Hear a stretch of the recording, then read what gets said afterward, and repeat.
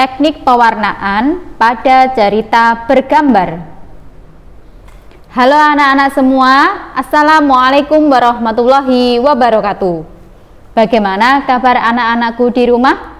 Semuanya sehat nggih? Amin.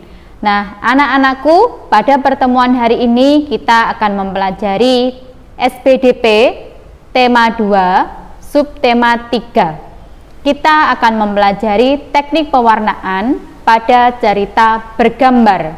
Silahkan dibuka bukunya masing-masing pada halaman 129. Kita akan mengulas sedikit tentang cerita bergambar. Nah, cerita bergambar itu sudah kita pelajari pada tema 1.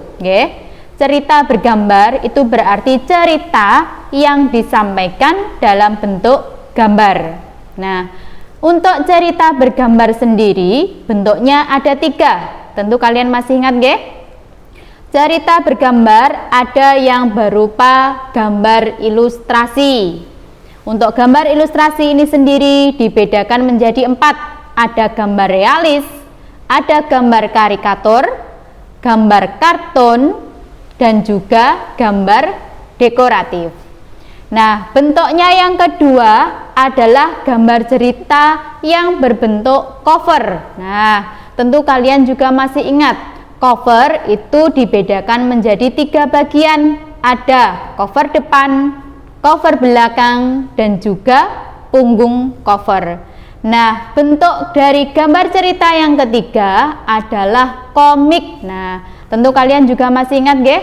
Kalian sudah pernah membuat komik. Cirinya apa komik? Komik itu adalah gambar yang punya kata-kata. Biasanya kata-katanya dimasukkan ke dalam balon kata. Nah, kita akan mengulas tentang unsur-unsur pada komik. Silahkan dibuka buku kalian pada halaman 130 dan perhatikan busam tentang unsur-unsur pada komik. Nah, anak-anak, unsur pada cerita bergambar, khususnya pada komik, ada 5 unsur. Unsur yang pertama adalah panel, yang kedua narasi, yang ketiga parit, yang keempat balon kata, dan yang terakhir adalah ilustrasi.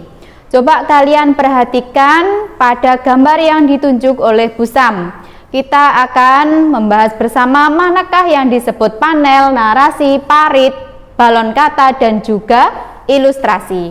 Perhatikan kemari anak-anak.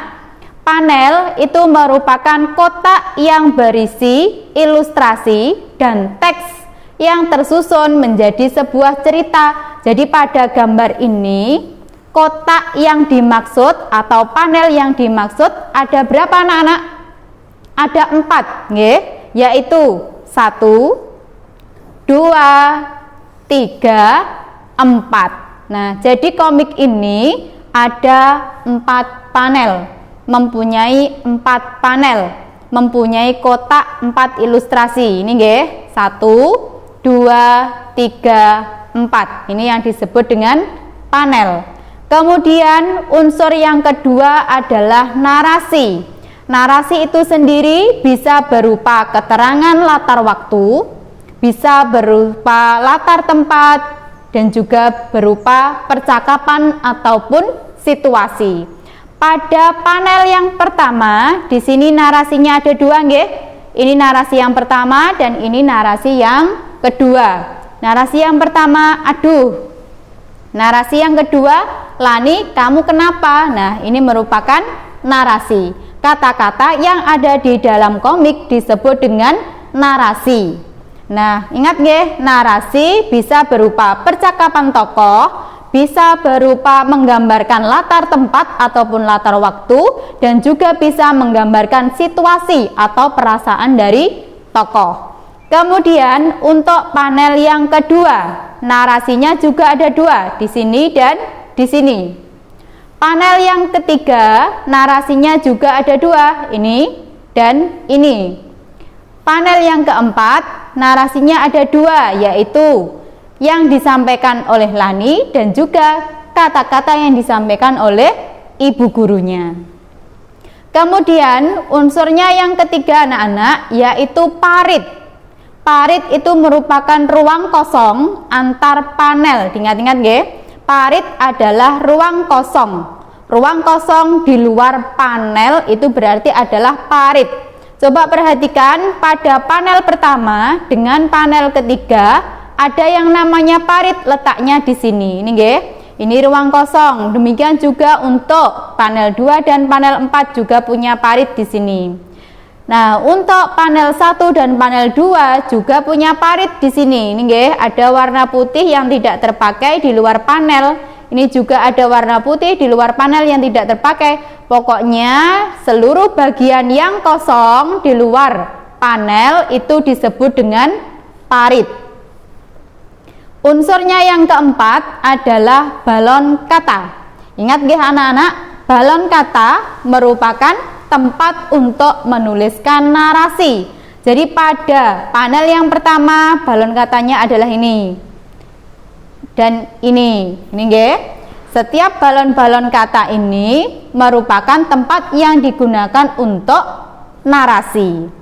Kemudian unsurnya yang kelima adalah ilustrasi. Ini penting nggih pada gambar cerita. Ilustrasi itu berupa gambar yang digunakan untuk memperjelas cerita, nggih.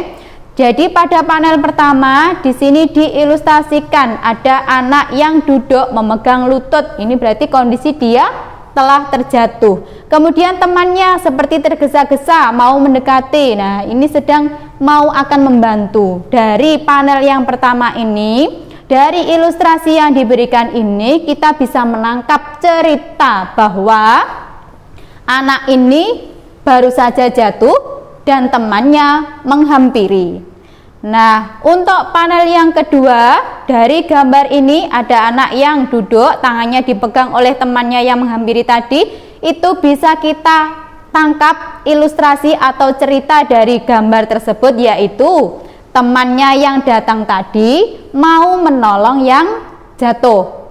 Kemudian pada gambar yang ketiga atau pada panel yang ketiga, di sini diilustrasikan ada temannya yang datang tadi sedang memapah yang jatuh. Nah, di sini bisa kita ketahui nggih, anak yang baru datang tadi membantu membawa temannya berjalan menuju UKS.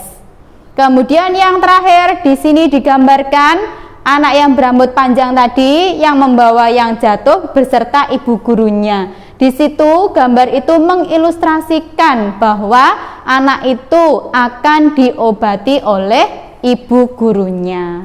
Nah, anak-anak, itu tadi tentang unsur-unsur yang terdapat pada cerita bergambar khususnya yaitu pada komik. Unsurnya ada 5 nggih. Ada panel, ada narasi, ada parit, ada balon kata, dan yang terakhir yang paling penting adalah gambar ilustrasi. Nah, anak-anak, kita lanjut tentang langkah-langkah menggambar cerita. Anak-anak, silakan kalian buka buku kalian pada halaman 141. Kita akan mengulas kembali tentang langkah-langkah membuat cerita bergambar. Ini sudah kita pelajari pada tema yang pertama, jadi kita tinggal mengulang saja. Untuk langkah membuat cerita bergambar, langkahnya yang pertama, yang paling penting adalah menentukan tema. Nah, untuk temanya bebas. Nah, bisa tentang keindahan pantai, bisa tentang legenda, bisa tentang kepahlawanan, bisa tentang pendidikan, bisa tentang kebersihan lingkungan, dan lain sebagainya. Misalkan bisa menentukan sebuah tema, temanya yaitu tentang keindahan pantai, nggih. Temanya tentang pantai. Setelah menentukan tema, langkah yang kedua yaitu menentukan objek yang ingin digambar. Kalau tadi bisa mencontohkan temanya tentang pantai, maka objek apa saja yang cocok akan digambar dengan tema pantai.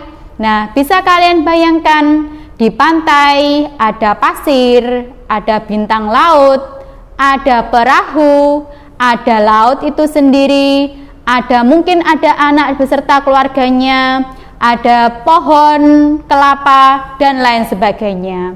Setelah kalian menentukan objek yang akan kalian gambar yang sesuai dengan tema kalian, barulah langkah yang ketiga, yaitu membuat sketsa. Tentu kalian masih ingat, sketsa itu berarti gambar halus tipis menggunakan pensil. Nah, kemudian setelah sketsanya jadi, disesuaikan dengan objek yang sudah kalian tentukan tadi, sudah pas, barulah sketsa itu kalian tambahkan detailnya agar gambarnya lebih sempurna. Maksudnya bagaimana, Bu? Misalkan kamu menggambar orang, nah sketsanya sudah jadi orang, bisa kalian tambahkan detailnya, matanya, hidungnya, bibirnya, telinganya, bajunya panjang atau pendek, celananya panjang atau pendek, dan seterusnya. Itu maksudnya adalah menambahkan detail pada sketsa. Agar apa, anak-anak? Agar gambarnya menjadi lebih sempurna. Nah, setelah sketsanya sudah jadi, sudah oke, langkah selanjutnya, langkah yang kelima yang paling penting, yaitu kalian menebalkan sketsa tersebut. Setelah ditebalkan, barulah diwarnai. Ya, ingat ya anak-anak, gambar cerita akan lebih bagus jika diwarnai. Maknanya lebih tersampaikan kepada yang melihat jika ditambahkan dengan warna. Nah, untuk mewarnai sendiri bisa menggunakan spidol, pensil warna, krayon, cat air, dan lain sebagainya. Nah, anak-anak, tentang mewarnai, tentang bahan-bahan yang digunakan untuk mewarnai itu sendiri, kita kelompokkan menjadi dua, nggih anak-anak. Ada pada buku kalian halaman 142. Berdasarkan bahannya, bahan untuk mewarnai itu sendiri, teknik pewarnaan dibedakan menjadi dua. Ada teknik kering dan juga teknik basah. Nah, ingat ya anak-anak, ketika membuat gambar cerita harus diwarnai. Pewarnaannya sendiri dikelompokkan menjadi dua, yaitu pewarnaan dengan teknik kering dan yang kedua pewarnaan dengan teknik basah. Untuk pewarnaan dengan teknik kering, kalian tidak perlu menambahkan air, tidak perlu menambahkan air atau minyak sebagai pengencer. Jadi bahan itu bisa langsung kita gunakan, tidak perlu kamu menambahkan air atau minyak. Contohnya apa, Bu? Contohnya adalah krayon, ada lagi pensil warna, ada lagi spidol. Nah, ketiga bahan itu bisa langsung kalian gunakan untuk mewarnai tanpa kalian harus menambahkan air atau minyak. Itu yang dimaksud dengan teknik pewarnaan kering.